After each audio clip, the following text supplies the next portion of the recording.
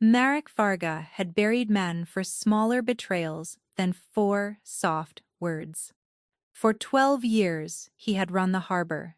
Every crate, every bribe, everybody that went into the black water off Pier 9. Then his bookkeeper, the one person who had never once raised her voice in 6 years, set a folded sheet of paper on his desk at dawn, looked at him with those exhausted eyes, and said it. "I'm leaving tomorrow, Marek. No reason, no notice." No trace of where she would go. By the time he understood what she was truly running from, he had already set his own empire on fire to keep her. This is how a single, quiet sentence brought the most feared man on the coast to his knees. Dawn came slow and silver over the water, and Marek Varga was already awake, because he was always already awake. The penthouse above the old cannery sat silent except for the hiss of the espresso machine and the far-off complaint of gulls. Marek stood at the floor-to-ceiling glass, with a cup of black coffee cooling in his hand, watching his container ships ride low and patient in the harbor. From up here the city looked clean. That was the trick of height. You couldn't smell the diesel or the rot, couldn't see the men on his payroll standing in doorways with guns under their coats. You saw only order. Marek had spent his whole life building a height from which the blood didn't show, and most mornings, for the length of 1 cup of coffee, he almost believed in it. Behind him, the apartment ran like a watch he had wound himself. At 6 exactly, Tobin let himself in with the night's cash counts, and left them squared on the console without a word, because Tobin had learned early that the boss did not speak before the coffee was gone. At 6:10, the tailor's boy left 2 pressed shirts and vanished. At 6:15, the door opened a 3rd time, quiet as a held breath, and Sabine Marrow came in with her worn leather satchel and the ledgers that held every secret worth killing for. She didn't say good morning. She never did. She set the satchel on the long marble table, unpacked it in the same order she always used, laptop, then the 2 encrypted drives, then the single fountain pen she refused to replace, and began. Marek didn't turn around. He didn't need to. Over the years he had learned the sound of her working the way a man learns the sound of his own heartbeat. Present, steady, ignorable, right up until it stops. "The Delgado payment cleared," she said. Her voice was low and even, a little rougher than usual this morning. "The Port Authority envelope goes out today. And you're 300,000 short on what you promised the Fenmores you'd bring to the table. I'm not short. I'm holding it back. I know you're holding it back. I'm telling you. They'll notice." A pause, the scratch of her pen. "Cressida's father counts everything twice. He'll have the number before the appetizers are cold, and he'll smile at you across the table like he doesn't. Let him smile. That's the plan." Another line in the ledger. Ruled off, precise. 6 days to the wedding. Try not to start a war before the cake. He almost smiled at that, and then he turned, and the smile died before it reached him. Sabine sat with her head bent over the columns, and in the flat dawn light, he saw what he had been too busy to see for weeks. The ashen cast under her eyes, the way her wrist bones had gone sharp under the skin, the careful economy of someone rationing her own strength across a day. She had lost weight. She had been losing it for a while. He had noticed it the way you notice a picture hanging crooked and never once crossed the room to straighten it. "You look tired," he said. "I'm always tired. It's how I stay accurate." She didn't look up. "You have the Fenmore dinner tonight at 8. Wear the charcoal, not the black. Cressida's mother thinks black is for funerals, and to be fair to the woman, she's not wrong about that family." He watched her a moment longer. That was the thing about Sabine. She said the true thing, plainly, in a room full of people paid to lie to him. She held the encryption keys to accounts that could put him under the prison for 3 lifetimes. She knew which detectives took envelopes and which took photographs. She knew where the bodies were because she had balanced the cost of the shovels, and in 6 years, she had never once asked him for a single thing. Not a raise, not a favor, not an hour of grace. Every other person in his life wanted. His men wanted rank, the Fenmores wanted his harbor, Cressida wanted the appearance of a marriage and the reality of a crown. Sabine wanted nothing he could see, and that made her the only fixed point in a world of open mouths. He had built his survival on being able to read what people were after. He had never once been able to read her, and he had mistaken that failure for peace. When this merger closes, Merrick said, you'll run the combined books. Both families.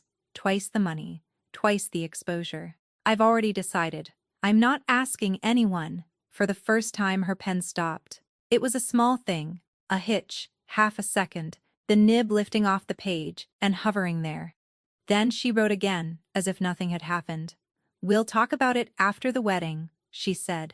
But something had crossed her face, there and gone, quick as a fish, under ice. Not gratitude, not ambition. Something that looked, for one impossible instant, like grief. He caught it, and he filed it. The way he filed, everything he didn't have time to understand. In a drawer he told himself he'd open later. Finish your coffee, Sabine added, already back in the columns. It's going cold. You never drink it before it goes cold, and then you complain. Merrick filed that away too. The small, unbearable fact that she knew exactly how he took a thing he had never once told her he liked. He had a dinner to survive, and a marriage to sell. He did not know that, before the next dawn, she would set a folded sheet of paper on that same marble table, and that the grief he had just watched move across her face was the last warning he would ever be given. The Fenmore estate sat on the bluff above the marina, all pale stone and black glass, lit up like a museum after closing. Merrick arrived at 8 exactly in the charcoal suit. Cressida Fenmore met him in the marble foyer, with a glass of wine in each hand, and a smile assembled for cameras that weren't there. She was, by every measure that could be measured, a striking woman. Dark hair swept back, a gown the color of gunmetal, a diamond at her throat, worth more than most men on his payroll would see in a lifetime. She kissed his cheek. Her lips were dry and left nothing behind. You're on time, she said. You're always on time. It's almost a personality. Cressida, Merrick. She pressed the wine into his hand and looked him over the way a buyer inspects a horse, checking the teeth, pricing the muscle. Father's in the study, pretending to take a call so he can make you wait. Mother's rearranging the seating chart for the 4th time this week, and I have spent my entire afternoon choosing between 2 shades of white for a thing that neither of us actually wants. She sipped. Aren't arrangements romantic? He said nothing. There was nothing worth saying that they both didn't already know. Theirs was a contract dressed as a courtship, his harbor and her family's distribution network, his muscle and her father's friends in high offices, folded into one machine too large for any rival to bite. They had never pretended otherwise, not to each other. It was, Merrick had always thought, the single honest thing between them, and he had been grateful for it, the way a man is grateful for a clean, dry cell. You're quiet tonight, Cressida observed, leading him down a corridor hung with the portraits of dead Fenmores, generations of them, all with the same flat, appraising stare. Even for you, something on your mind? Or someone? It's always business with you. That's exactly why this works. She stopped at the study door and turned to face him, and for a moment the arranged smiles slipped, and he saw the real woman underneath, tired, sharp, and every bit as trapped as he was. Let me give you a piece of advice. Since we're about to be family, my father does not merge with people. He absorbs them. He'll smile across that dinner table and toast your health, and by dessert he'll have found the soft place under your ribs, the one you don't know you have. She reached up and straightened his collar, an intimate gesture with no warmth anywhere in it. So don't have a soft place. It's the only way anyone survives this house. I should know. I was raised in it. I don't have soft places, Merrick said. Cressida studied him a beat too long. No, she said slowly. I didn't think you did, though your accountant looked half dead when she dropped the contracts here last week, gray as a Sunday. You ought to feed your people, Merrick. A starving animal bites eventually, usually the hand it trusts. Something went taut in his chest. He kept his face still, because he was good at that. But the remark lodged deep, a splinter he couldn't quite reach. Gray as a Sunday, he hadn't been in the room when Sabine dropped the contracts. He hadn't looked at her closely in weeks. "Sabine's fine," he said. "Sabine." Cressida's mouth curved. "You know her first name. How very democratic of you." She pushed open the study door, and warm false light spilled across the marble, and from within, her father's voice boomed a welcome, with a blade folded neatly inside it. "Shall we? Let's go and pretend to like each other in front of the man who owns us both." Merrick followed her in and shook the hand of a man who was, at that very moment, 3 weeks deep into a plan to have him killed. Aldous Fenmore was broad and silver and expansive, a man who filled a room the way weather fills a valley, and he clapped Merrick on the shoulder and poured him a whiskey he hadn't asked for, and asked after the harbor, with the fond interest of a man asking after a house he intends to buy at auction. They talked shipping lanes. They talked the wedding, 6 days off. They toasted the future twice. And through all of it, Marek smiled, and answered and drank exactly half his glass, and thought, without knowing why, of the pen hovering above the page that morning, and the thing that had crossed Sabine's face that he had not had time to name. But across the city, in a cold, rented room he had never seen and would never have imagined, Sabine Merrow was sitting on the edge of a narrow bed with a hospital envelope open in her lap, and a decision already made. The folded sheet of paper was already on the marble table when Marek came out at dawn. He saw it before he saw her, a single white square, centered exactly the way she centered everything. For one absurd second, he thought it was an invoice.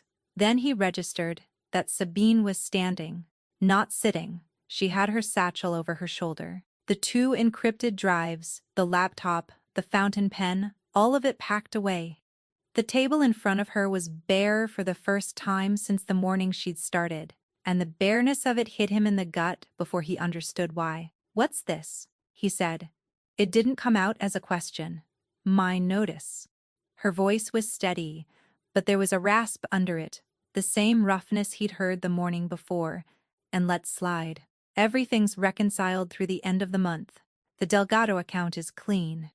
Everything you need to keep running the books yourself is in the envelope on the counter, access, contacts, the account keys, all of it written out." She set a smaller key on the table beside the paper, his spare, the one she'd held for 4 years. "The second drive has the Fenmore figures on it. Don't open that one. I locked it, and I need you to trust me and leave it locked." A breath. "I'm leaving tomorrow, Merritt." The espresso machine hissed into the silence. Somewhere below, a gull screamed. "No," he said. "It isn't a negotiation. Everything's a negotiation." He crossed the room slowly, the way he moved when he wanted a man to feel the space closing. Sabine didn't step back. She never had. That was one of the first things that had made her impossible to replace. She stood in front of him, the way no one else on the whole coast dared to, still as a stone in a moving river. 6 years. No warning. No reason. You walk in, you set down a key, and you tell me you're gone. He stopped, an arm's length from her. "Who got to you?" Her brow creased. "Nobody got to me. The Fenmores." His voice dropped into the register that emptied rooms. "Cressida's father made you an offer. Or he made a threat. Either way, you're going to tell me which. And then I'm going to handle it, and then you're going to sit down and open your laptop like it's any other Tuesday." It isn't the Fenmores. For the first time, something cracked in her composure. Not fear, but a flash of something that looked almost like hurt, that he would think it. God, Merrick. After 6 years, that's the first place you go. "That I sold you. Then give me a reason." He was close enough now to see her eyes had gone glassy, close enough to see the pulse going too fast in her throat, close enough to feel the heat coming off her skin like a stove left on. "One reason. You've never lied to me. Don't start on your way out the door." And there it was, the moment she could have told him everything. He saw her weigh it. He saw the truth rise up behind her teeth, and he saw her swallow it back down, because whatever it was, she had decided he could not be allowed to carry it. Some accounts, Sabine said quietly, don't balance. You spend your whole life trying to make the columns meet, and some of them just don't. And the only honest thing left to do is close the book and walk away from the desk. She picked up her satchel. You'll be fine. You were fine before me. That's not a reason. That's something off a teabag. It's all you're getting. She walked past him toward the door, and the smell of her paper and rain, and something faintly medicinal he'd never been able to place, trailed after her. Her hand was on the latch when he spoke again, and this time his voice wasn't hard. It was something he didn't recognize in himself. Sabine, she stopped. Didn't turn. If someone is hurting you, he said, I will take the world apart to get to them. You know that. You've watched me do it for less. Her shoulders rose and fell once. A long breath held and released. I know, she said, so softly he almost missed it. That's exactly why I can't tell you. Then the door closed and she was gone, and Merrick Varga stood alone in the cleanest room on the coast, holding a spare key that had just become the loneliest object he owned. He looked down at the folded paper. His name on the front, in her precise hand. For a long moment he didn't touch it, because some animal part of him already knew that whatever was inside would end the version of his life he'd woken up in. He did not know yet that it was not a resignation letter at all. He unfolded it. 2 lines of numbers he didn't recognize, an address on Sableworth Row, and beneath that, underlined twice, pressed so hard the pen had nearly torn the paper. If I don't answer by Thursday, burn the second drive. Don't open it first. Please. Asterisk. It was Wednesday. He should have let her go. A smarter man would have. Instead, Marek stood at the glass for exactly 4 minutes, coffee forgotten in his fist, and did the thing he never did. He looked backward. He let himself see the last 6 weeks as they had actually happened, instead of as he'd been too busy to notice them happening. The weight coming off her, week by week, until her rings turned loose on her fingers. The rasp thickening in her voice, the way she'd started taking the stairs slowly, one hand on the rail, when for years she'd climbed them 2 at a time, reciting figures at him over her shoulder. The morning, 3 weeks back, when he'd found her gripping the edge of the marble table with her eyes shut and her jaw set, and she'd said, has, low, blood sugar, asterisk, and he'd believed her, because believing her was convenient and he'd had a call to make. The pen hitching when he offered her the combined books. Not ambition, not gratitude, grief. He'd seen grief cross her face, and he'd filed it and moved on to his dinner and his whiskey, and a man who wanted to kill him. Asterisk, you ought to feed your people, Marek. Asterisk, Cressida's voice, silk over a blade. Asterisk, a starving animal bites eventually. Asterisk. That was the thing tearing at him now, the thing that wouldn't fit. A cornered animal betrays, a cornered animal sells, and runs, and takes what it can carry. Sabine had packed her bag in perfect order, left every account clean, written out years of hard-won secrets in a neat envelope so he wouldn't be lost without her, and then walked out with nothing, and left him an instruction to burn the one drive that might have explained her. Tubin was there within the hour, hunched over the laptop in the study, working at the lock she'd put on the second drive, because Marek would not wait for Thursday and would not honor a single word of that note. Whatever she'd used, it wasn't the standard house cipher. It took the kid 40 minutes and most of his patience. She built this to keep people out, Tobin muttered. People who know what they're doing. Boss, whatever's on here, she really didn't want it read. Open it. When the second drive finally opened, it did not contain accounts. It contained a case file. Not on Merrick, on the Fenmores. Wire transfers routed through 3 shell corporations Sabine had reconstructed out of fragments. Money flowing asterisks, out asterisks of Fenmore Holdings, and into an account Merrick recognized instantly, because it was one of his own. His name on transactions he had never made, purchase orders for a shipment of contraband he had never authorized, timed to land at Pier 9 the same week as the wedding. Photographs, dated, of a Fenmore courier, a narrow, nervous man, the file named as Yorick Pell, meeting someone in the concrete gloom of the parking structure below Merrick's own building. Merrick leaned closer to the last photograph. The other man stood half in shadow, face turned away, but the coat was familiar. The coat was one of his own. "That's the frame," Tobin breathed, and all the color had gone out of the kid's voice. "They're going to plant a load on your dock, tip the federals, and let the government bury you." Sabine found the whole thing and put it in a box. "When's the date on the last photo?" Tobin checked 3 days ago, which meant Sabine had known for at least 3 days. Had sat across the marble table from him, reconciled the Delgado account, told him to wear charcoal to dinner, all while holding proof that the family he was about to marry into was 3 weeks into ending him. And she had said nothing, She had built the case in secret, packed it onto a drive she locked against him, and then, instead of bringing it to him and watching him tear the Fenmores apart, she had tried to and told him to burn the proof unread and forget she'd existed. It made no sense. He turned it over and over and it would not lie flat. A person who uncovers a frame comes to you. A person who wants revenge or reward or protection comes to you. A person who tells you to destroy the only evidence and gives you a written key to run your life without her and vanishes to an address on Sableworth Row. That person isn't fleeing the Fenmores at all. If I don't answer by Thursday, The words rearranged themselves in his head into a shape he didn't want. That wasn't the sentence of a woman quitting a job.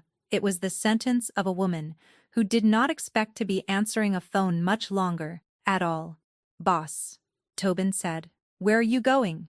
Marek was already pulling his coat on, already checking the weight of the pistol at his ribs. Out of an old habit his hands performed without him. "Sableworth Row, that's the old hospital district. There's nothing out there but the county clinics." And the Tobin stopped. Something in his boss's face made him stop. "Get the car," Marek said. The drive across the city took 26 minutes, and Marek spent every one of them assembling the pieces into a picture he did not want to see finished. The weight loss, the medicinal smell under the paper and rain. The stairs, taken one at a time. Some accounts don't balance. "You were fine before me. You'll be fine after." Not the words of a woman changing jobs, the words of a woman closing a door softly so it wouldn't wake anyone. Sableworth Row unspooled outside the window, block after block of shuttered county buildings, and low brick clinics with hand-lettered signs and grass pushing up through the cracks in the lots. Tobin read the address off the note again, frowned, and pulled to the curb in front of a squat building with a cross above the door, and a name on a modest sign that made the bottom drop out of Marek's stomach. Sableworth Palliative Care. He was out of the car before it had fully stopped moving. The lobby smelled of antiseptic and old flowers, that particular sweetness that clings to the places people go to be made comfortable at the end. A tired woman at the front desk looked up. Marek did not slow down. "Sabine Marrow," he said, and something in his voice made her hand move toward the phone. But he was already reading the ward directory over her shoulder, already moving past her, because a lifetime of walking into places he wasn't wanted had taught him exactly how to carry himself so that no one found the nerve to stop him. He found the corridor. He found the door. Room 14. A paper tag in the slot, with her name printed in a nurse's careful hand, and below it, a small colored dot, whose meaning he didn't know, and instinctively hated. He pushed the door open. Sabine was in the bed by the window, and for one unbearable second, he thought he was too late, because she was so still and so pale against the white pillow, that she looked like something already gone from the world. Then he saw the shallow rise of the blanket over her chest, and the breath went out of him in a rush that nearly took his knees with it. There was an IV pole beside her. A bag of something clear, feeding into the back of her hand, and beside that a second line, darker, that he didn't understand and didn't want to. Her satchel sat open on the chair, unpacked. Laptop, drives. The fountain pen laid neatly on top, arranged in the order she always used, even here, even now. On the rolling table over the bed was a spread of paper he recognized at a glance, because he had seen a version of it an hour ago on a stolen drive, the Fenmore case file, printed and annotated in her precise hand, a single page circled and set apart from the rest. She had come here to keep working. She had checked herself into a room where people go to die, and she had brought his enemy's secrets with her, and she was still, even now, balancing his books. "You're not supposed to be here," Sabine said.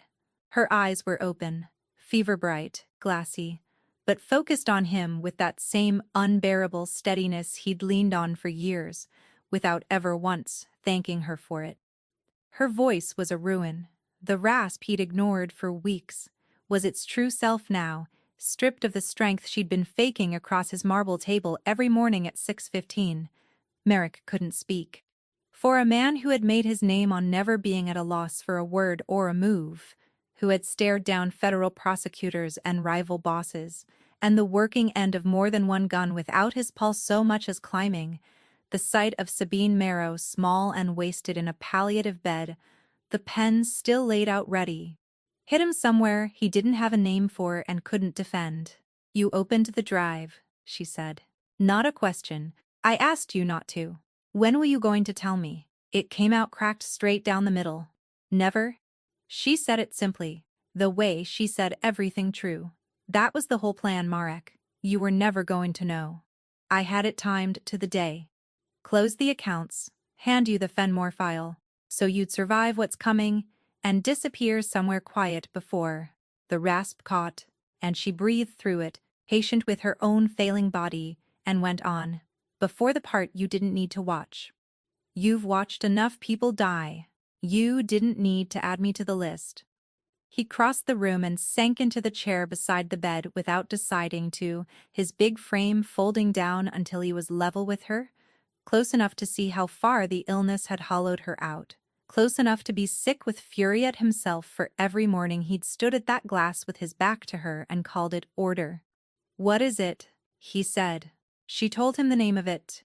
It was long and Latin, and it didn't matter. What mattered was the small number of months that came after it, and the fact that most of those months had already quietly passed while she sat outside his office reconciling the cost of his violence and saying nothing. "How long have you known?" "Since spring." "Spring." "Half a year." Half a year of walking into his penthouse at 6:15, with a fatal thing growing in her, unpacking her satchel in the same unvarying order, saying asterisk the Delgado payment cleared, asterisk, wearing her competence like a second coat pulled tight so that the most dangerous man on the coast would never once look at her and see something breakable. She had spent her last good months guarding his empire and hiding her own ending, and she had planned to slip out of the world without letting him carry a single ounce of the weight. "Why?" Merrick said. The word came out with nothing behind it. No authority, no chill, nothing but a man who had just felt solid floor turn to water under his feet. "Why keep it from me? Why leave? Why not let me? Because you'd have done exactly this." Her hand moved on the blanket, a small, exhausted gesture that took in him the chair and the wreckage on his face.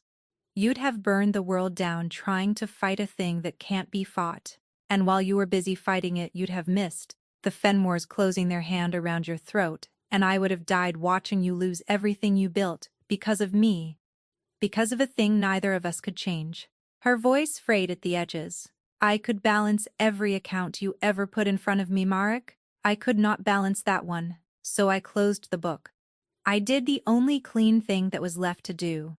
The circled page on the rolling table caught his eye. He reached for it before she could stop him, and she was too weak to stop him, and that fact alone nearly undid him. It wasn't part of the case file at all. It was a legal form. A transfer of the entire reconstructed Fenmore evidence into a sealed trust, to be delivered to a federal contact the day after her death, time so that Merrick would be cleared, the Fenmores buried, and none of it could ever be traced back to the dying woman who had built it in the dark. She hadn't just planned to save his life on her way out of the world. She'd planned to save it from beyond the grave asterisk, and to make certain he would never learn she'd been the one who did it. Merrick set the page down with a hand that was not entirely steady. Then, from the corridor behind him, a voice he half recognized said his name, soft, surprised, and wrong in that place. He turned. A narrow, nervous man in a courier's jacket stood frozen in the doorway of room 14, a phone already halfway to his ear, his eyes darting from Merrick to the woman in the bed and back. Yorick Pell had just found both of them in the same room. Yorick Pell got the phone to his ear. He never got to speak into it. Marek crossed the room in 3 strides and took the device out of his hand, the way you'd take a toy from a child, one motion, and no wasted effort. The courier's mouth opened. Merrick closed a fist in the front of his jacket and put him against the corridor wall, hard enough to rattle the framed print beside the door. And the sound that came out of Yorick then was not a word but a thin wheeze. Merrick. Sabine's voice, cracked, but sharp as it had ever been across a boardroom. Not here. There are dying people 40 feet down that hall, and their families sitting with them. Not here. He held Yorick pinned and looked back at her, and even now, wasted against the pillow, a needle in the back of her hand, she was managing him, steering him off the loud, stupid thing and toward the useful one, exactly the way she had every working day since she'd come to him. It steadied him more than any of his own men ever had. He dragged Yorick into the room and shut the door. What followed was quiet and efficient, and did not require Modic to raise his voice, because Yorick Pell was a courier and not a soldier, and couriers survive in this world by knowing when to talk. It took less than 10 minutes to empty him out. And what came out, laid down alongside the pages spread across Sabine's rolling table, assembled at last into the whole shape of the thing that had been moving in the dark around Marek for weeks. The Fenmores had never intended a merger. Sabine had said as much on the drive she'd told him to burn, but Yorick filled in the machinery of it, piece by trembling piece. A shipment, contraband, enough to salt Pier 9, and every warehouse Merrick owned was inbound. Time to dock the morning of the wedding. The federal tip was already written. It needed only a date to be dropped in. Marek would be arrested at his own reception, in front of 300 witnesses, buried under a smuggling case built entirely on his own containers, and while he rotted through a decade of appeals, Aldous Spenmore would fold the harbor into his own holdings. Cressida had told him the exact truth in the foyer, smiling as she said it. Asterisk, my father does not merge. He absorbs. Asterisk. But he couldn't do it from the outside, Merrick said. He was looking at the last photograph in Sabine's file, the shadowed figure in the parking structure in a coat cut like one of his own. He needed a hand on the inside. Someone who could move a shipment onto my dock, past my men, and make it look like I put it there myself. Someone nobody would question. Someone with my codes. Yorick's eyes flicked to the photograph, then away fast, and that flick was the whole answer before he said a word. Say the name, Merrick said. I say the name. I'm dead. You don't say it. You're dead sooner. The only thing you're choosing right now is how long you get. Marek leaned in until there was nowhere else for the man to look. Say it. Yorick said it, and the room tilted under Marek's feet. Casimir Brandt, his father's oldest friend, the man who had carried Merrick out of a burning house at 9 years old with the boy's arms locked around his neck, who had stood at his father's grave and then behind Merrick's own chair at every sit-down for 12 years, who counted the harbor's cash the one night a month Merrick gave Sabine off. Doc Casimir, who had a key to every door, a copy of every coat, a coat cut from the same bolt as Merrick's own, a gift, 2 winters back so they'd match. The bite, as Cressida had promised over wine, would come from the hand that had fed him his whole life. Merrick did not shout. He went very still, the particular stillness the water takes on right before it goes over the edge of the falls. Merrick, Sabine again, softer now, but insistent, dragging him back into the room by his name. He turned. She was watching him with an exhaustion that had nothing to do with the illness eating her. Now you see it. Now look at your own face and understand why I didn't bring this to you. You want to walk out of here and end Casimir before the sun's up. And if you do, you trip their timeline early and blind. The shipment still lands. Your prints are still all over the paperwork he forged. And you'd be standing over the body of the man the whole city knows raised you when the Federals come through the door. She let her head fall back against the pillow, spending the last of that clear stretch on him. You cannot win this angry. You can only win it, patient and quiet, and 3 moves ahead, which is the one thing I was never able to teach you in 6 years of trying. You're not teaching me anything from a hospital bed. No. A ghost of the old dry humor crossed her ruined face, and for a second she was just herself again, needling him over a ledger. Then why did you drive across the whole city and fold yourself into that chair and ask me what to do? He had no answer for that, because it was true, and they both knew it was true, and the truth of it landed harder than anything else in that room, full of hard truths. He looked at her, dying and still, the sharpest mind in any room.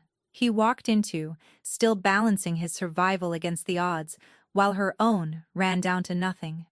For 6 years he had stood at his glass, with his back to her and called the quiet behind him asterisk.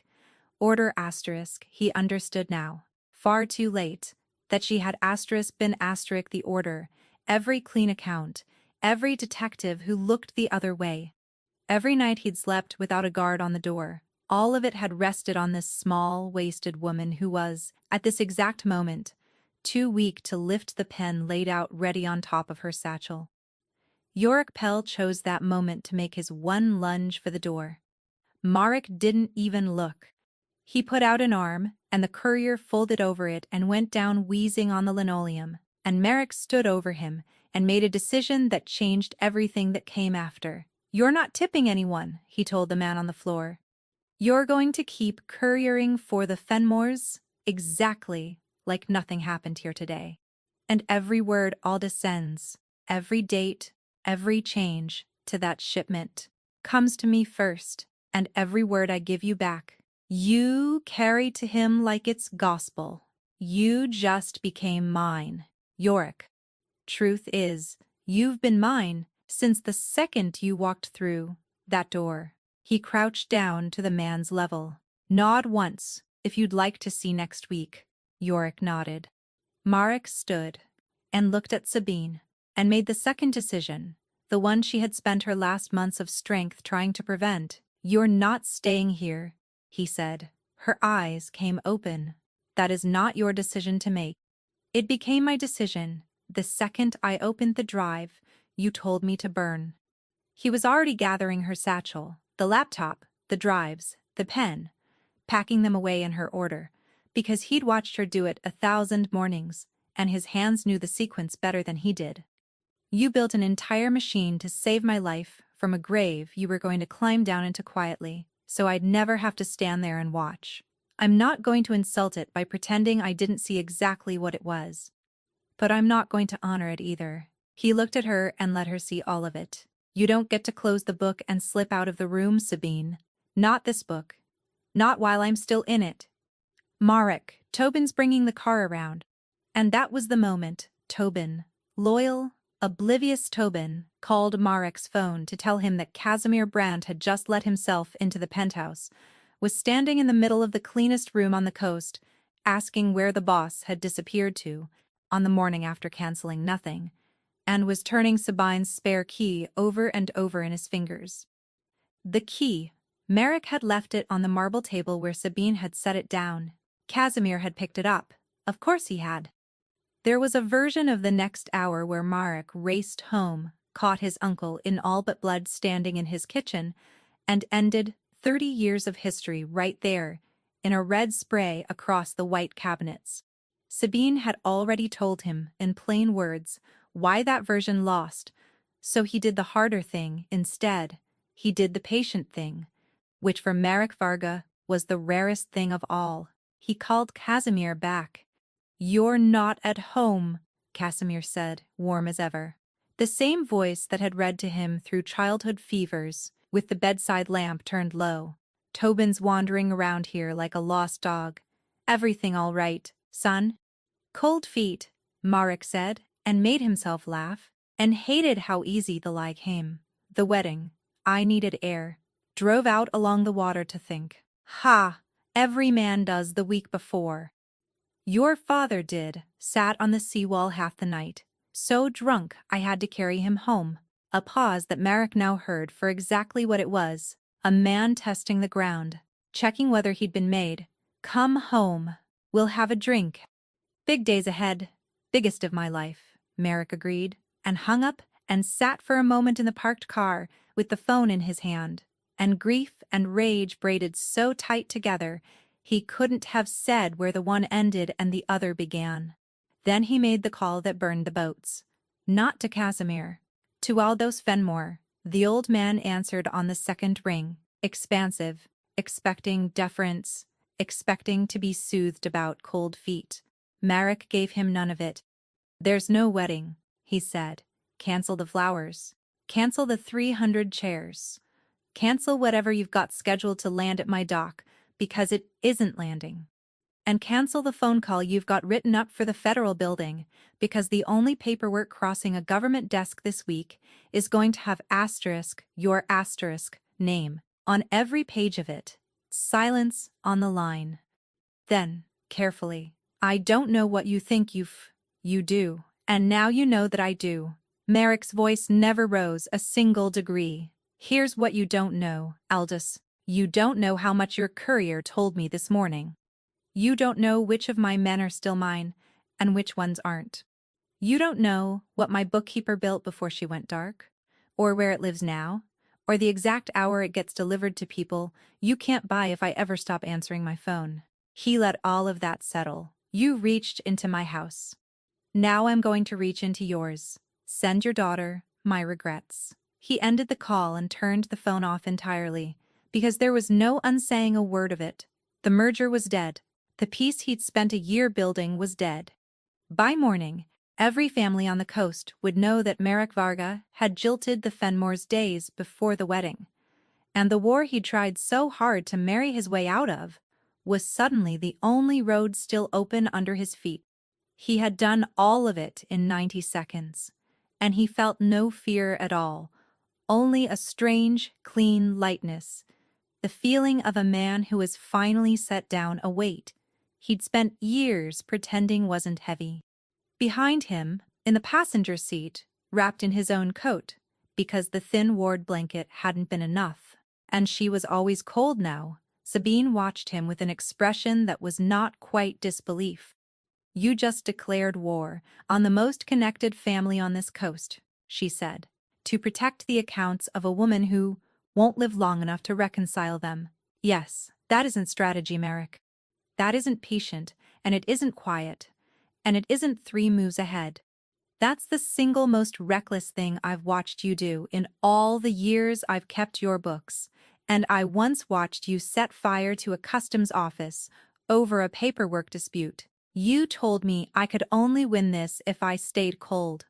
He pulled the car onto the shore road, away from his own compromised house, toward a place only he and one struck-off doctor knew existed. "So I'll be cold with them, every degree of it, but I'm done being cold with you." He glanced across at her, wasted and swaying and furious and, against every odd, still alive. "You spent half a year making certain I'd survive losing you. I'm going to spend whatever's left making certain you don't have to go through the losing alone. That's the deal. You don't get a vote in it." Sabine looked out at the black waters sliding past the glass, and for a long moment she didn't answer at all. When she finally did, her voice had gone strange and thin. "I already chose where I was going to go," she said. "After. A room by the sea, up north. Small, I had it paid for, months in advance. Nobody up there knowing my name or my face or a single thing I'd done. She swallowed. It's a hard thing what you're asking. Letting yourself be watched, dying. I arranged my entire life so I would never once have to. I know, Merrick said. You arranged mine too. For 6 years he reached over without looking, and closed his hand around her cold one where it lay on the seat between them. You're bad at being taken care of. You've got until the weekend to get worse at it. She didn't pull her hand away. That, more than anything either of them had said, told him how far past the point of no return they both already were. The safe house was a low stone place set above a hidden cove, a house Marek had never told a living soul he owned. Not Casimir, not Tobin, not a single Fenmore. He'd bought it years ago through a name that didn't exist, for a night he'd always known might one day come, and had never once let himself picture in any detail. He'd pictured it wrong anyway. In every version he'd ever half imagined, he ran there alone. Doctor?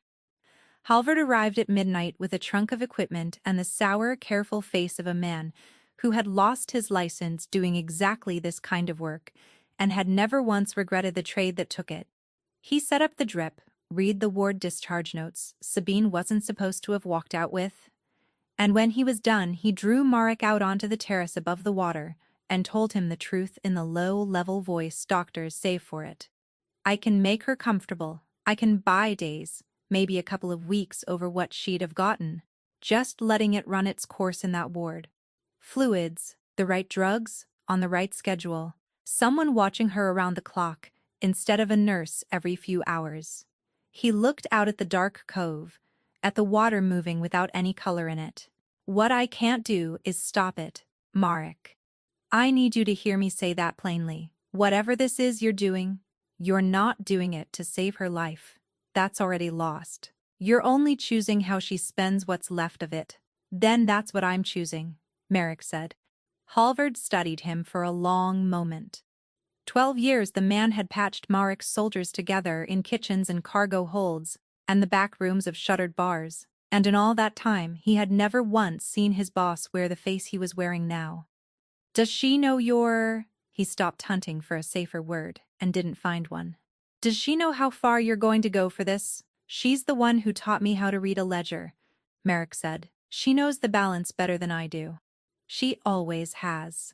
Inside, they built the war on the same table where Halvard laid out his syringes. It should not have worked at all. Sabine could hold herself up and lucid for an hour at a stretch, sometimes less, before the gray pulled her back under. The fever came and went in tides. She couldn't govern. Her hands shook too badly, some hours, to close around the pen she still flatly refused to put away. But her mind, in the clear stretches when it surfaced, was the sharpest instrument in that house, by a wide margin, and Marek learned to work inside her rhythms, the way he'd never learned to work inside anyone's. He caught her in the good hours. He had the questions ready and ordered before she woke, so none of her strength went to waiting. He let her sleep through the fog and gave the small tasks to Tobin. And he did not once, in 4 days, let her see him counting how few good hours there were. And in those clear hours, piece by careful piece, the plan came together. They would not go after Casimir at all. They would let Casimir go after himself. Yorick Pell, terrified and suddenly very useful, carried Merrick every instruction the Fenmores sent down the line, and carried back, in return, a few instructions of Merrick's own, small lies seasoned so carefully that Aldous would swallow each one and thank the cook. Every lie was built to do the same quiet work, to keep Aldous certain that his plan was sound, his inside man loyal, his timeline his own. The shipment would still land on schedule, the morning of a wedding that would never happen now.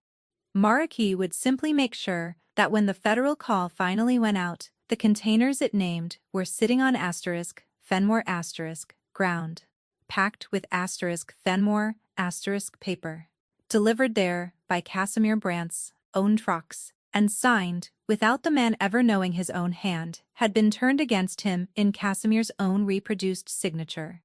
Because Sabine, In one of her clear hours, propped up on 3 pillows with a legal pad on her knees, had shown Merrick precisely how a man who has spent a career forging another man's records can be maneuvered step by step into forging his own.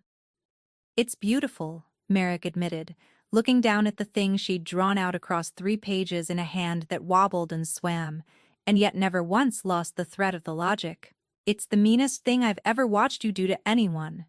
Remind me to never once make you angry. I've never had less to lose." She said it lightly, almost as a joke, but the words dropped into the quiet of the room like a stone down a deep well, and for a moment neither of them spoke, and the sound of the water came up from the cove to fill the space where an answer should have been. The nights were the part he hadn't planned for. He'd planned the war, down to the minute. He had not planned the nights. She couldn't sleep the fever off in any clean way.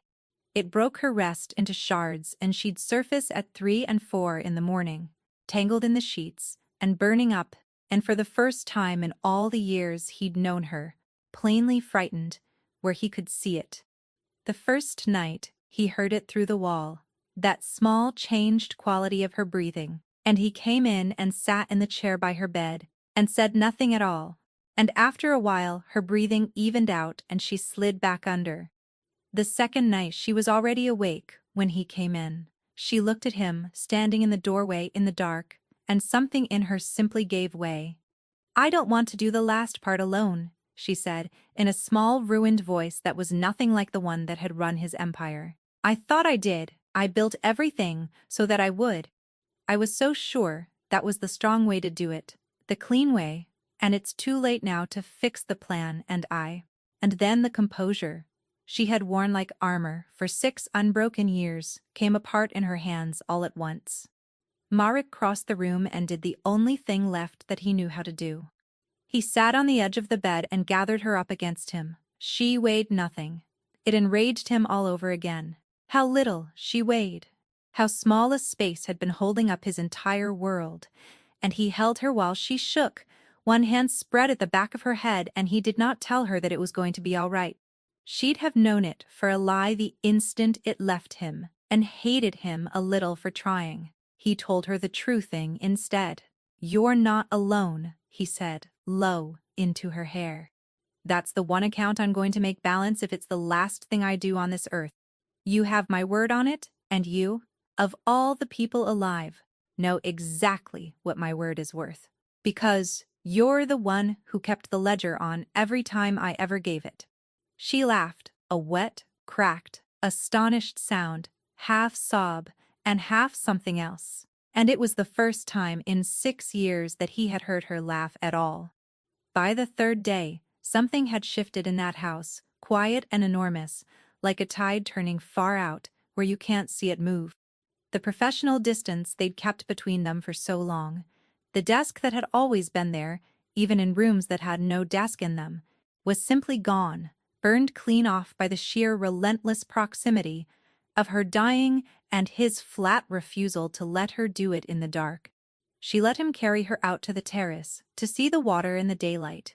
He learned how she took her tea, at last, the way she had always known, and never once said how he took his coffee. She teased him about the reckless war he was fighting on. Her account. He told her plainly that it was the only account he had ever run in his life purely for love, and he watched her go very still at the word, and he let it stand there in the air between them without taking it back. Later, when the fever pulled her back under, he stayed on in the chair and watched her sleep, and did the sums she'd taught him, not the harbor's sums, his own. He counted the mornings he'd stood at that glass with his back to her. He counted the coffees she'd known were going cool before he did. He counted 6 years of a single person standing exactly where he needed her to stand, asking him for nothing, and he understood at last that he had been the richest poor man on the water, and had never once opened the books to see it. Tobin came and went with news from the city, and on the third evening he lingered in the doorway a moment longer than he needed to, watching the boss sit with the bookkeeper's hand in both of his, and when he caught Marek looking, he flushed and left and said nothing. And Marek understood that even the kid could see the shape of it now. On the fourth night, Halvard drew Merrick aside and told him she'd had a good day. A genuinely good one, real color in her face. 2 clear hours where there'd been one. And then, carefully, said the thing he'd been circling since the terrace. There's a trial. Experimental. Expensive. Mostly a long shot. Run out of a place across the ocean that doesn't take patients like her. No history in their system, no name, no time left on the clock to qualify her the normal way. He paused. Unless someone with your kind of money and your kind of leverage decided a certain rule was going to bend for once. I won't lie to you and call it a cure, Marek, and I won't stand here and let you lie to her about it either. But it isn't nothing, it's asterisk time. Asterisk real time months. Maybe more than months, bought outright instead of begged for. Marek looked through the window at Sabine, propped up against the pillows in the lamplight, frowning over a page of Tobin's sloppy notes and correcting them, the pen finally steady in her hand, for the first time in days. Get me the name of whoever runs it, he said, by morning. I don't care what time it is, where they are. And the shipment. Merrick's face went to stone. When it lands, I bury the Fenmores and the traitor in the same hole. Then, I go across an ocean, and I buy her the rest of the year, whatever it costs, whoever I have to lean on to do it. But even as he said it, the phone in his hand lit up with a message from Yorick Pell. 3 words that turned the floor to ice under him. Asterisk, they moved it up. Asterisk. Aldous, spooked by the cancelled wedding, had decided not to wait to be ready. He was going to grab the shipment and run, before Merrick could fortify. The shipment wasn't landing at the end of the week anymore. It was landing at dawn, a full day early. Pier 9 at 4 in the morning was fog and diesel and the slow, patient groan of a hull kissing the pilings. Merrick came in low along the stacked containers, moving the way he'd moved into 100 quiet nights of this work, except that nothing about this night was like the others, because this time the man he'd come to end was the man who had taught him how to do it. Dakismir Brandt stood in the wash of a single sodium lamp at the mouth of Warehouse 3, a clipboard in his hand, directing the offload with the easy, unhurried authority of a man who had run this dock for 30 years, because he had. His trucks, his paper, his coat. Merrick saw now, cut from the same bolt as Merrick's own, the matching gift from 2 winters back, so that anyone reviewing the harbor's cameras would take the one man for the other and swear to it in court. That coat was about to be the thing that hanged him. Tobin was up in the crane housing, with a long gun and a set of instructions Marek had walked him through 3 separate times, because Tobin was loyal, and Marek had learned in the last 4 days exactly what loyal was, and was not the same as. Down at the main breaker, out of sight, behind the transformer housing, one of Merrick's oldest hands waited with his palm flat against the switch. And Yorick Pell was down among the Fenmore crew in his courier's jacket, sweating through it, playing his part, holding folded in his pocket the real manifest. The one Sabine had built from a hospital bed, the one that named every container on this dock as Fenmore property routed through Fenmore shells, signed, without the man's knowledge, de Casimir Brandt's own reproduced hand. Marek waited. He waited until the last crate was loaded onto the Fenmore trucks. He waited until the thing that had been built to bury him was sitting complete on his enemy's ground, with his enemy's name on it, and only then did he step out of the fog into the sodium light and let his uncle see him standing there. Doc Casimir's clipboard did not fall. That was the whole difference between him and a lesser man. His face simply emptied out, the warmth draining from it like water from a cracked glass, and what was left underneath when the warmth was gone was old and tired and entirely unsurprised. She got to you, Casimir said. It wasn't a question. You got to me first, Marek said. 30 years ago, you carried me out of a fire with my arms around your neck. I've been trying to make this make sense.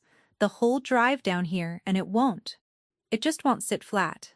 It makes perfect sense, son. You just don't want to do the arithmetic on it. Doc Casimir set the clipboard down on a crate, unhurried. a man who'd long since made his peace with several possible endings to this exact conversation. Aldous offered me the harbor. My harbor. The one I ran while your father played king and you played soldier. 30 years I counted another man's money, and kept another man's secrets, and carried another man's son out of the fire. You think loyalty pays a pension? You think it buys a single quiet year at the end? His mouth twisted. I gave you a good long run. I'd have made it clean. Even a cell, not a grave. That's more mercy than your father ever showed the men who crossed him. And Sabine? Merrick's voice did not change at all. In this clean plan of yours, was there a room in it for her? Something moved behind Casimir's eyes. The first, entirely true thing all night. The bookkeeper was never supposed to look at the Fenmore accounts. That was your rule, not mine. You kept her clear of them. When she started pulling threads anyway, Aldous wanted her taken care of. He paused, and for a moment, he almost sounded like the man who'd read to a feverish boy with the lamp turned low. I'm the one who told him to leave her be. She was dying already. Anyone could see it. I thought I was doing the woman a kindness, letting her finish out quiet. I suppose that's the one decent mark left on my whole ledger. It is, Merrick said. I'll remember it. It's the reason we're having this conversation, instead of the other kind. Then he lifted his hand. Down behind the transformer, his old hand threw the switch, and every sodium lamp on the pier died at once, and Pier 9 dropped into a black so total it swallowed the Fenmore crew where they stood. What followed was not the loud, furious reckoning Merrick had wanted at his angriest days ago, in a hospital corridor. It was Sabin's version, patient, exact, and over in 90 seconds. His men came up out of the containers. They'd been folded silently inside since midnight. The Fenmore crew, arrogant and unsuppressed and blind, got off 3 wild shots into the fog and hit nothing but the sides of their own trucks. Yorick Pell dropped flat to the concrete the instant the dart came down, exactly where Merrick had told him to be. And when the lamps came back up, the dock belonged to Merrick Varga, and the only man still standing on the Fenmore side of it was Casimir Brandt, unarmed, his hands loose and open at his sides, waiting. Merrick walked to him through the drifting gun smoke and the fog. You could have come to me, Merrick said, any single day in 30 years.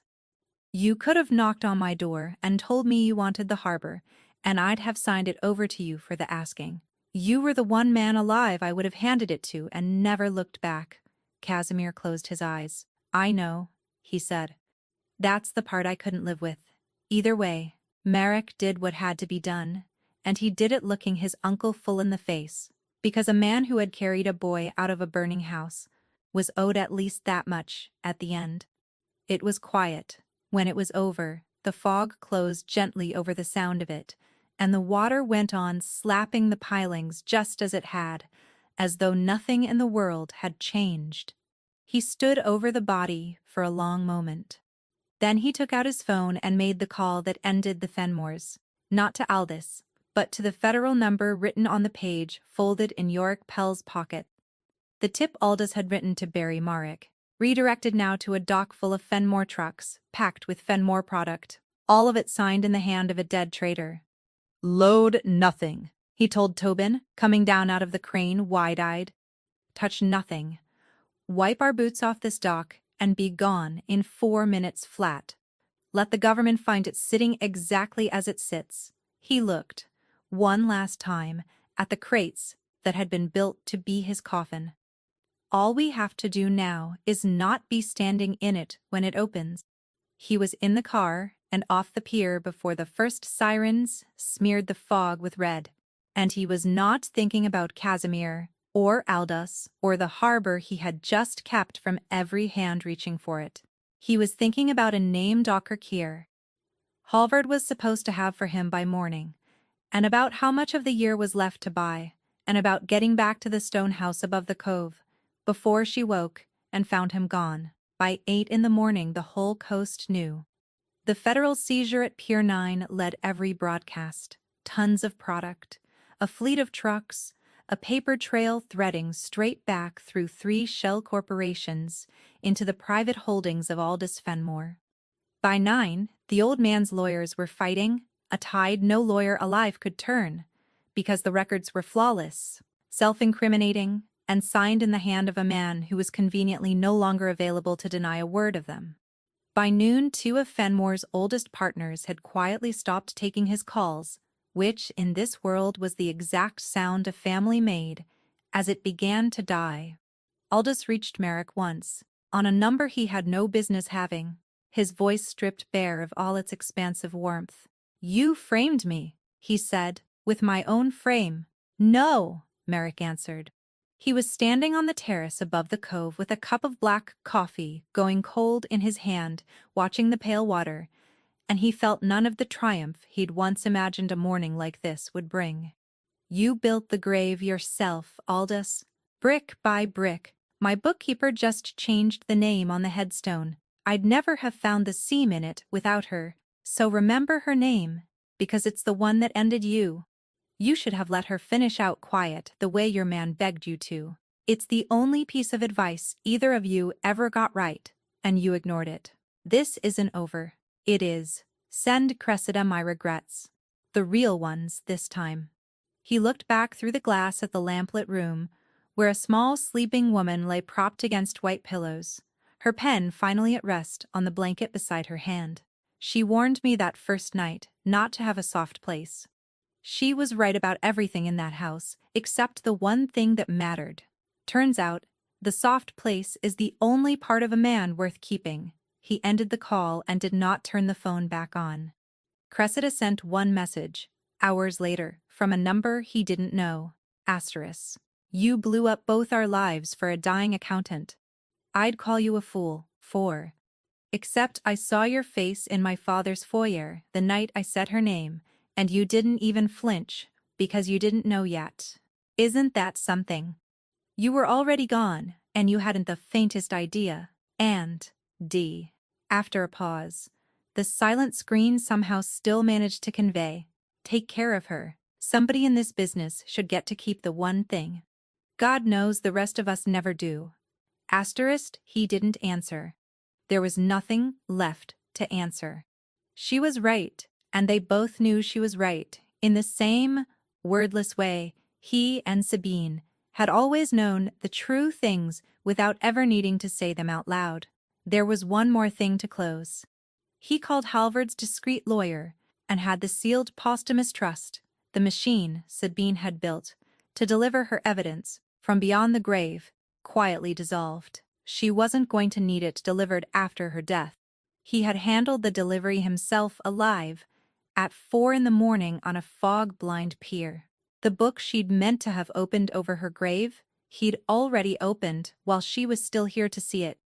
The harbor was his, cleaner than it had been in a generation. The traitor was in the ground. The family that had set out to bury him was busy burying itself in courtrooms that would grind on for years. Merrick Varga had won more completely than he had ever won anything in his life, and it was the emptiest victory he had ever tasted, because Doc Halvard came out onto the terrace with a phone in his hand and an expression Merrick couldn't read and said, "I have the name. The trial. I got the director on the line just now and I told him who was asking." He held the phone out. "She won't qualify, Merrick. No history in their system. No time on the clock. Not one of the boxes ticked. It's going to take everything you have and a good deal more that you don't, and at the end of all of it, it still might buy her nothing but a harder few months." Marek looked at the phone.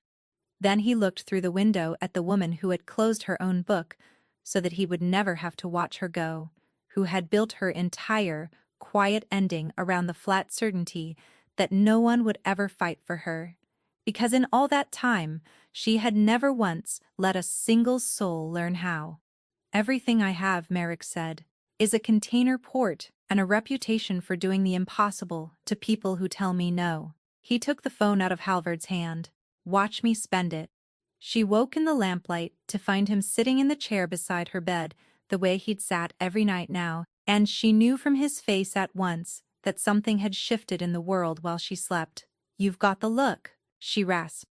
The one from the parking structure photo. The one you get right before you do something that can't be taken back. Her eyes searched his. What did you do? I closed some accounts, Marek. She pushed herself up against the pillows, slow and careful, and he didn't move to help her, because he'd learned in 4 days that she needed to do the small things with her own hands. That being carried and lifted and tended frightened her worse than the dying itself did. The Fenmores finished, Casimir's finished, the harbors, clean, cleaner than my father ever kept it. He said it flatly, because it was the least of what he'd come in to tell her. It's done. All of it, every piece. The machine you built worked exactly the way you drew it out on that legal pad. She let out a long, slow breath, and something eased in her that had been wound tight for half a year. The account finally reconciled, the last stubborn column meeting the first. Good, she whispered. Then it's finished, and you're safe, and that was the rasp caught her. That was the whole point of all of it. So now you let me go north. The room by the sea. It's paid for, it's waiting. You keep the pen. Her eyes were wet and steady on his and unbearably calm. You were fine before me. Merrick, you'll be fine after me. I made absolutely certain of it. That's what the whole thing was. Asterisk for asterisk. No, Merrick said. It isn't a negotiation. Everything's a negotiation. He reached out and took her cold hand in both of his, and he told her about Halvard, and the trial, and the place across the ocean, and the director who had said no asterisk. And then, over the course of a very long phone call with a man who does not accept no as an answer, had slowly begun to say, maybe, asterisk. Because he would not lie to her and she'd have caught it instantly if he tried. Halvard's been clear with me, and I'm being clear with you. It buys time. Not forever. Months, maybe? Maybe more than months. Maybe not one day more than you'd get here. A hard road, with no promise at all waiting at the end of it. Sabine had gone very still. Then it isn't worth. You told me something, Marek said. That first morning at the marble table, you told me some accounts don't balance. That you can spend your whole life trying to make the columns meet, and some of them just won't. And the only honest thing left is to close the book and walk away from the desk. His hand tightened around hers. You closed it on yourself, Sabine. You looked down at your own ledger, and you decided it didn't balance, and you shut the cover, and then you were going to walk out of the room so quietly that nobody would even hear it fall shut behind you. He leaned in, close enough that she couldn't look away from him, close enough to watch her eyes fill. I'm not going to let you close this one. Not this book. We leave it open. We fight the odds the way we'd fight a rival family. Patient and mean, and 3 moves ahead, and if we lose, then we lose with the book open and both of us still in the room. You don't get to do the last part alone. I already gave you my word on it, and you know better than anyone what my word is worth. The tears came then, the way they hadn't come at any of the rest of it. Not at the diagnosis, not at the planning, not at the careful goodbye she'd written out in her own steady hand. They came now, because the one single thing Sabine Marrow had built her entire ending to avoid was this exact thing, someone learning, at last, how to fight for her, and then flatly refusing to stop. I picked that room by the sea, she whispered, so that I would never have to feel this. I know, Merrick said. You're going to feel it anyway. You've got months to get worse at being loved. Maybe a good deal more than months. He almost smiled. I've seen what you can do to a rigged game, Sabine. I like our odds better than the house does. She laughed, that same wet, cracked, astonished sound, the one he'd have burned the whole coast to the waterline just to hear again, and she turned her hand over inside his so their fingers laced together, ink stains and old blood and all of it. And she let her head fall back against the pillow and looked at the most feared man on that coast, sitting in a lamp-lit room, having thrown a kingdom's worth of hard-won peace onto the fire to buy a dying woman a fighting chance at a little more time. Okay, she said at last, the way she'd said every true thing for 6 years. Plainly, simply. Okay, Merrick, We leave it open. He didn't smile. He didn't need to. He lifted her hand and pressed his mouth to her knuckles, over the ink stain that had never quite washed out in all the years he'd known her, a quiet and absolute vow, and outside the tall windows, the pale water slowly went to gold with the first real morning either of them had ever watched together in 6 years of standing back to back against the dark. She had come to him at dawn and said, "I'm leaving tomorrow, asterisk." She was still leaving. That was the truth of it, and neither of them was going to insult the other by pretending otherwise. But tomorrow was no longer a small room by the sea where nobody knew her name. Tomorrow was a fight, and a hand in hers, and a book left deliberately open on the desk, and for the first time in her whole careful, solitary, self-erasing life, Sabine Marrow was not going to face it alone. That is what the most dangerous man on the coast learned, in a single quiet moment, from 4 soft words spoken over a marble table, that the strongest thing he had ever owned was never the harbor or the money or the fear in other men's faces. It was the one account he refused to close. If this story pulled you all the way to the end, do the one thing that helps this channel more than anything else. Hit that like button, subscribe, and turn on the bell so the next story finds you the moment it drops. And tell me down in the comments, was it the moment Merrick reopened the book, or the moment Sabine finally let herself be seen? Which one got you? I read every single one of them. I'll see you in the next story.